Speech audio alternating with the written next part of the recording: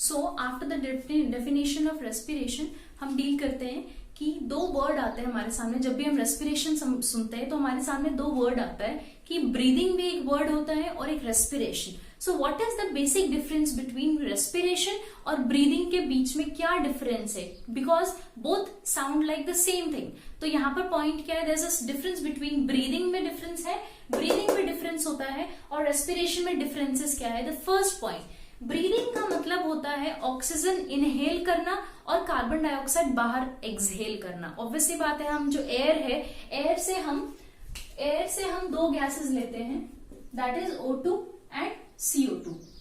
सो जब हम ब्रीदिंग की बात करते हैं, तो ब्रीदिंग का मतलब होता है एयर से जो हम एयर डायरेक्टली हम कभी भी इनहेल नहीं करते, हम एयर में जो गैसेस प्रेजेंट है उनको इनहेल करते हैं। सो जो O2 है, हम एयर से O2 इनहेल करते हैं, दैट इज इनहेलिंग, और CO2 हमारे लंग्स में जो प्रेजेंट होता है उसको हम जब बाहर सांस छोड़ते हैं, दैट इज एक्सहेल, उसको हम बोलते हैं एक्सहेलिंग। दैट मीन्स ब्रीदिंग में दो प्रोसेस आता है, इनहेलेशन और एक्सहेलेशन, इसको हम बोलते हैं ब्रीदिंग, जो हमारे लंग्स तक जाकर पहुंचता है और काम करता है। बट जब हम रेस्पिरेशन पे आएंगे तो रेस्पिरेशन का मतलब होता है फूड के ऑक्सीडेशन से जो एनर्जी निकलती है उसको हम बोलते हैं रेस्पिरेशन, जो हमारे सेल के अंदर जाकर माइटोकॉन्ड्रिया तक पहुंचता है और वहां से एनर्जी देता है। तो बेसिक डिफरेंस दोनों के बीच बहुत इंपॉर्टेंट है। जनरली ये 3 मार्क्स में आपसे पूछते हैं, आपके एग्जाम्स में पूछेंगे कि differentiate between breathing and respiration. तो ब्रीदिंग और रेस्पिरेशन में बहुत बेसिक डिफरेंस है। फर्स्ट,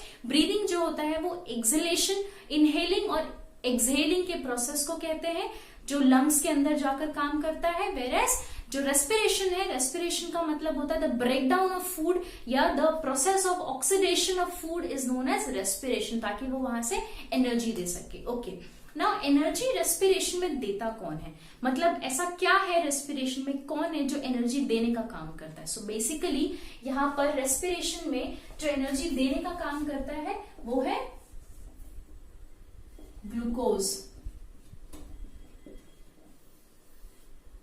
हम जिस चीज की ऑक्सीडेशन की बात कर रहे हैं, जिस चीज की ऑक्सीडेशन, जिसका ब्रेकडाउन होना है, दैट इज ग्लूकोज। मतलब यहाँ पर ग्लूकोज को पूरी तरह से तोड़ा जाएगा, ग्लूकोज जो है वो ब्रेकडाउन होगा ताकि वो एनर्जी दे सके। सो बेसिकली जो रेस्पिरेटरी सबस्ट्रेट है उसको हम बोलते हैं ग्लूकोज, जो ब्रेकडाउन होना है वो ग्लूकोज का होगा। So on this basis only there are 2 types of respiration. Respiration जो है वो 2 तरह से होता है, that is 2 types of respiration. One is aerobic respiration और दूसरे को हम बोलते हैं anaerobic respiration.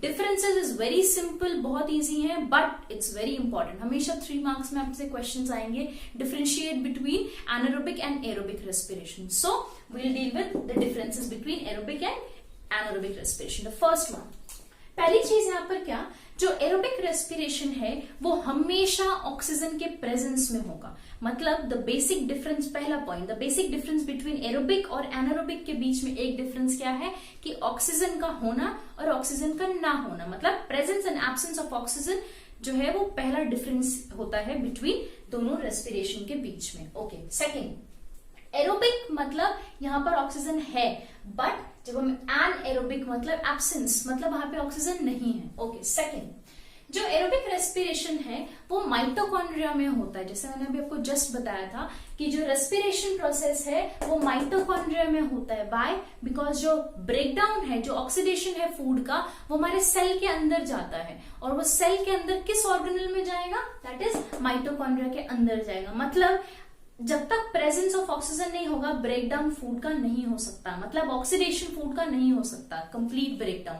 So here basically जो ग्लूकोज का कंप्लीट ब्रेकडाउन है वो एरोबिक रेस्पिरेशन में होगा हियर, दैट मींस माइटोकॉन्ड्रिया के अंदर पूरी ब्रेकडाउन होगी। इसलिए जो एरोबिक रेस्पिरेशन होता है वो हमेशा माइटोकॉन्ड्रिया के अंदर होगा। ओके, थर्ड, अब जब एरोबिक रेस्पिरेशन मतलब ऑक्सीजन के प्रेजेंस में जब ग्लूकोज का ब्रेकडाउन होगा तो वहां से क्या होगा? मतलब जैसे हमने जनरली पढ़ा है कि कभी भी कोई भी किसी भी तरह का जब केमिकल बॉन्ड टूटता है तो उससे एनर्जी निकलती है, some amount of energy release होती है। सो हियर बेसिकली क्या होगा, जो एंड प्रोडक्ट्स मतलब आखिरी में जो प्रोडक्ट्स बच जाते हैं या जो बचते हैं प्रोडक्ट्स एरोबिक रेस्पिरेशन में, वो है कार्बन डाइऑक्साइड एंड वाटर बचता है। ओके, नेक्स्ट, नाउ अभी मैंने आपको जस्ट बताया कि अगर कोई भी केमिकल बॉन्ड ब्रेक होता है तो उसमें से बहुत एनर्जी निकलती है, सम अमाउंट ऑफ एनर्जी निकलती है, बट ये डिपेंड करता है कि whether there is presence of oxygen और नॉट। तो अगर ऑक्सीजन प्रेजेंस है और वो बॉन्ड तब ब्रेक हो रहा है, देन बहुत high amount of energy release होती है, जैसे एरोबिक रेस्पिरेशन में। एरोबिक रेस्पिरेशन में जब ऑक्सीजन के प्रेजेंस में कोई भी जब ग्लूकोज का बॉन्ड ब्रेक होता है तो वो बहुत high amount of energy release कराती है। दैट मीन्स एरोबिक रेस्पिरेशन में हाई अमाउंट ऑफ एनर्जी जो है वो रिलीज होती है। ओके, नेक्स्ट यहां पर जैसे आपको पता है एरोबिक लिखा हुआ है मतलब प्रेजेंस ऑफ O2 है।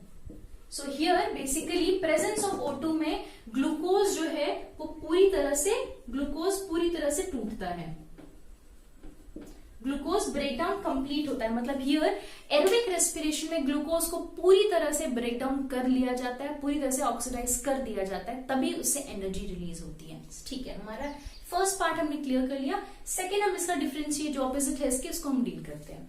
फर्स्ट, एनारोबिक नाम से पता चल रहा है यहाँ पर ऑक्सीजन नहीं है, या तो पार्शियल होगा या तो बिल्कुल नहीं होगा। ओके, सेकेंड, ये भी ऑब्वियस सी बात है, ये जो प्रोसेस है दोनों सेल के अंदर ही हो रहे हैं, बट सेल के अलग अलग ऑर्गेनल्स में हो रहे हैं, जैसे एरोबिक माइटोकॉन्ड्रिया में, और एनारोबिक जो है वो साइटोप्लाज्म में होगा, सेल के साइटोप्लाज्म में। हमने पढ़ा है jelly like substance is known as cytoplasm, तो साइटोप्लाज्म में ये कैरी आउट होता है।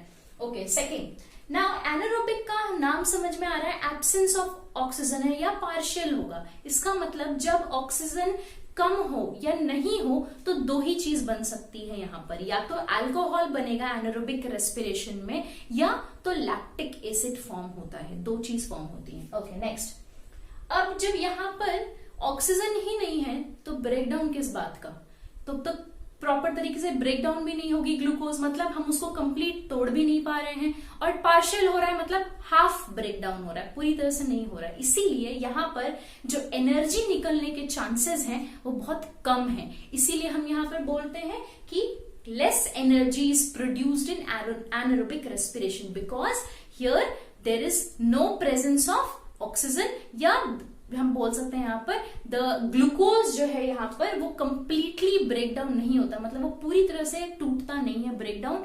इसी वजह से ग्लूकोज पूरी तरह से टूटने की वजह से कम एनर्जी यहाँ पर रिलीज होती है। So this is the basic difference and important differences between anaerobic and aerobic respiration. This is very important, और ये आपके 3 मार्क्स में डायरेक्ट क्वेश्चन आ सकते हैं।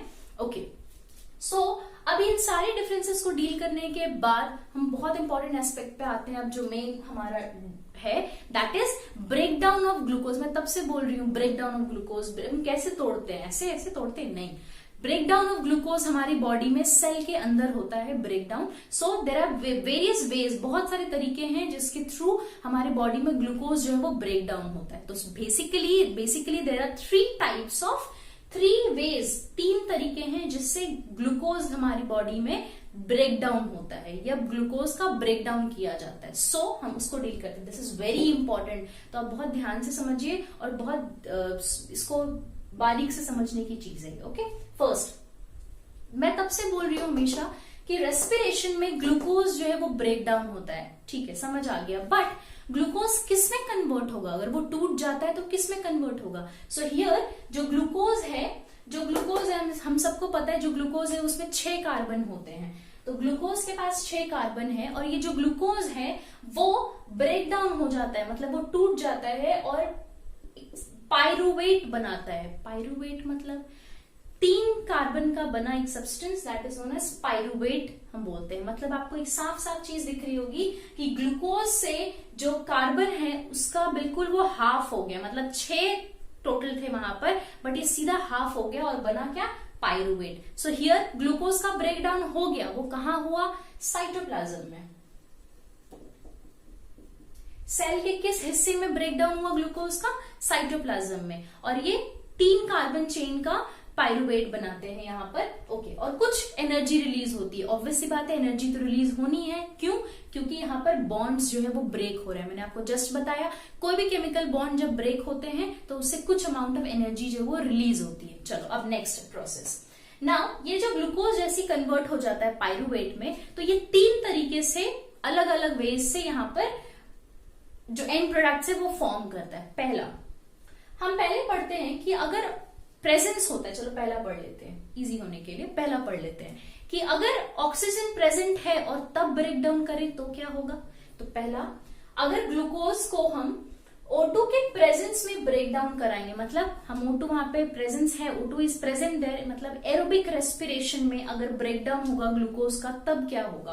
तब अगर एरोबिक रेस्पिरेशन में मतलब O2 जब प्रेजेंट है तब ब्रेक डाउन अगर होता है, तब उस टाइम CO2 रिलीज होती है, कार्बन डाइऑक्साइड प्लस वाटर जो फॉर्म होता है, ये एंड प्रोडक्ट्स है, जैसे मैंने आपको जस्ट बताया था, ये एंड प्रोडक्ट्स फॉर्म हो रहे हैं। मतलब जैसे ही CO2 के प्रेजेंस में ब्रेक डाउन होगा ग्लूकोज का, उस टाइम CO2 जो है वो फॉर्म होता है, वाटर फॉर्म होता है और एनर्जी रिलीज होती है। मतलब यहाँ पर हियर बेसिकली क्या है कि कुछ अमाउंट ऑफ एनर्जी निकलता, मैंने आपको जस्ट पढ़ाया अभी कि एरोबिक रेस्पिरेशन में high amount of energy release होती है। तो वो जो हाई अमाउंट ऑफ एनर्जी है ना, वो एनर्जी का जो फॉर्म है, that energy is formed in ATP के फॉर्म में वो एनर्जी जो है वो रिलीज होता है। जैसे हमने पढ़ा है माइटोकॉन्ड्रिया में एटीपी का फॉर्मेशन होता है, मतलब एटीपी मीन्स एडिनोसिन ट्राइफॉस्फेट, जिसको हम बोलते हैं energy currency of the cell, जो हम एनर्जी प्रोवाइड करता है। सो यहाँ पर 38 एटीपी फॉर्म हो रहा है, किसके प्रेजेंस में, ऑक्सीजन के प्रेजेंस में, मतलब एरोबिक रेस्पिरेशन में। मतलब हुआ ना बहुत high amount of energy, but हमने भी जस्ट पढ़ा कोई ब्रेक डाउन होता है बॉन्ड्स तो एनर्जी रिलीज होती है, तो here high amount of energy जो है वो रिलीज हो रही है। ये हमारा हो गया एरोबिक रेस्पिरेशन की बात। चलो अब नेक्स्ट चलते हैं। अब फ्रेंड्स जैसे सेकंड, अब मान लेते हैं कि यहाँ पर ऑक्सीजन नहीं है, in the absence of oxygen यहाँ पर क्या होगा। तो जब एब्सेंस ऑफ ऑक्सीजन है तो हमको किस तरह का रेस्पिरेशन बोलेंगे, एनारोबिक रेस्पिरेशन। तो एनारोबिक रेस्पिरेशन में ग्लूकोज का ब्रेकडाउन कैसे होगा जब ऑक्सीजन है ही नहीं, होगा ब्रेकडाउन। हम देखते हैं कैसे। पहला, अगर एब्सेंस ऑफ ऑक्सीजन है तो ये जनरली फंगाई के केस में, फंगाई जिसको हम बोलते हैं फंगी या फंगाई आप जो बोलते हैं, फंगाई के केस में, ईस्ट फॉर एग्जांपल, ईस्ट के केस में ऑक्सीजन नहीं होता, तो ईस्ट के केस में फर्मेंटेशन प्रोसेस होता है, फर्मेंटेशन प्रोसेस होता है। और जब ऑक्सीजन प्रेजेंट नहीं है उस टाइम वो अल्कोहल फॉर्म कर लेता है। मैंने अभी आपको जस्ट बताया एनारोबिक रेस्पिरेशन में जो दो चीजें फॉर्म होती हैं, दैट इज एंड प्रोडक्ट जो फॉर्म होते हैं वो या तो अल्कोहल होगा या तो लैक्टिक एसिड बनेगा। So here absence of O2 में एनारोबिक रेस्पिरेशन के टाइम जो अल्कोहल बन रहा है, अल्कोहल मतलब कैसे पहचानेंगे हम, किसी भी के कंपाउंड के अगर पीछे OL लगा है तो आप समझ जाओ that means alcohol. So ethanol यहाँ पर फॉर्म होता है। इथेनॉल जो है वो 2 कार्बन का बना होता है, 2 कार्बन, दैट इज इस तरह से कुछ बना होता है, वो ऐसा बना होता है, ठीक है। तो अब आप एक चीज नोटिस करो, ग्लूकोज 6 कार्बन था, ये टूट कर 3 कार्बन बन गया, कुछ एनर्जी रिलीज हुई, ओके ना। ये जो पायरुवेट है जब ये ब्रेक डाउन होता है तो फिर 2 कार्बन बन गया, डिफरेंस दिख रहा होगा आपको, 3 कार्बन और 2 कार्बन, मतलब ये इससे कम हो गया। सो हियर कुछ अमाउंट ऑफ एनर्जी निकलनी चाहिए, बिल्कुल, तो यहाँ पर एनर्जी रिलीज हुई, but less amount of energy release हुआ क्योंकि एक ही ब्रेक डाउन हुआ है। सो कंक्लूजन इसका क्या है, एनारोबिक रेस्पिरेशन के केस में फर्मेंटेशन प्रोसेस होता है और वहां पर अल्कोहल फॉर्म होता है। और कितने एटीपी रिलीज होते हैं, मैंने अभी आपको जस्ट बताया, less amount of energy is release, तो उस अकॉर्डिंग यहाँ पर सिर्फ 2 एटीपी जो है वो रिलीज होता है energy, okay. Now third, that is very important, third, अगर लैक ऑफ O2 है, मतलब ऑक्सीजन की कमी है, तब क्या होगा। ये जनरली ह्यूमंस के केस में होता है मसल सेल्स में। जब जनरली आप जैसे एक्सरसाइज करोगे, एक्सरसाइज जब हम करते हैं या जिम करते हैं तो हमें हमारे बॉडी में क्रैम्प्स आने स्टार्ट हो जाते हैं, मतलब पेन होना शुरू हो जाता है। अगर हम पुशअप्स कर ले या क्रंचेस मार ले तो हमें बहुत पेन होना स्टार्ट होता है। वाई, क्योंकि वहां पर लैक्टिक एसिड का फॉर्मेशन होता है। मतलब क्या यहाँ पर, see here what is happening, यहाँ जो पायरुवेट है वो मसल सेल में जनरली क्या होता है, जब हम एक्सरसाइजेस कर रहे होते हैं तब ऑक्सीजन की जो एफिशिएंसी है, जो रिक्वायरमेंट है, वो बहुत ज्यादा बढ़ जाती है। तो जैसे ही ऑक्सीजन की एफिशिएंसी बढ़ जाएगी तो वो ऑक्सीजन आपके ब्लड में रश करना स्टार्ट करेगा बहुत फास्टली, बट वो मसल सेल तक पहुंच नहीं पाता उस टाइम तक, इसीलिए तब तक में मसल सेल जो है वो लैक्टिक एसिड बनाना शुरू कर देती है। दिस इज द रीजन कि वहां पर ऑक्सीजन का प्रेजेंस कम होता है, पार्शियल नेचर में होता है, दैट्स वाई। सो हियर जब लैक ऑफ O2 होगा, मतलब O2 जब कम प्रेजेंट है, तो यहाँ पर लैक्टिक एसिड फॉर्म करना स्टार्ट हो जाते हैं। प्लस अब ऑब्वियस सी बात है, यहाँ पर लैक्टिक एसिड बन रहा है और बॉन्ड्स जब ब्रेक हुए हैं यहाँ पर, तो ऑब्वियस सी बात है यहाँ पे एनर्जी रिलीज होगी, तो slight amount of less amount of energy जो यहाँ पे रिलीज होती है। ओके, दैट इज जो लैक ऑफ O2 है, that is specially in muscle cells, do remember that, muscle cells में। और मसल सेल में लैक्टिक एसिड बनने की वजह से क्रैम्प्स पड़ते हैं। क्रैम्प मतलब दर्द, जो पेन होता है आपके मसल्स में जिमिंग करते टाइम, एक्सरसाइज करते टाइम, उसको हम बोलते हैं। ओके, ना हियर जो एनर्जी रिलीज होता है वो कितना रिलीज हुआ, 2 ATP, सिर्फ 2 ATP एनर्जी रिलीज होता है, मतलब ये भी एक तरह से less amount of energy release हुआ। तो एनारोबिक रेस्पिरेशन को बेसिकली हम 2 पार्ट में पढ़ते हैं, पहला फर्मेंटेशन प्रोसेस और दूसरा लैक ऑफ O2। 2 जगह हम पढ़ते हैं। एनारोबिक जो है वो 2 तरह से पढ़ते हैं, फर्मेंटेशन और लैक्टिक एसिड की फॉर्मेशन। सो ये दोनों anaerobic respiration and this is aerobic respiration. अब आप कंपैरिजन करो, जो एरोबिक रेस्पिरेशन है यहाँ पर high amount of energy release हो रही है, that is 38 ATP। Don't forget to mention in the differences here. यहाँ पर high amount of energy release हो रही है, तो हम यहाँ लिख देते हैं 38 ATP एनर्जी जो है वो रिलीज हुई। और जब एनारोबिक की बात करोगे तो 2 ATP एनर्जी रिलीज होती है। तो ये डिफरेंसेस में मेंशन करना बहुत इंपॉर्टेंट है। 3 मार्क्स के ये डिफरेंसेस कंप्लीट है, वेराज ये एनसीईआरटी में बहुत इंपॉर्टेंटली डायग्राम, ये पूरा जो फ्लो चार्ट है आपका बना हुआ है। सो प्लीज इसको प्रैक्टिस करना मत भूलना, it's very important for you, very important for you.